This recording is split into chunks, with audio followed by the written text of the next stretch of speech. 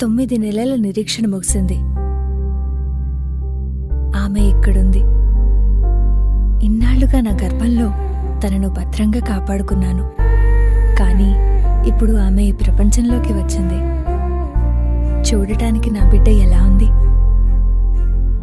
తనని చూడాలని నా కళ్ళు ఎంతగానో ఎదురుచూస్తున్నాయి.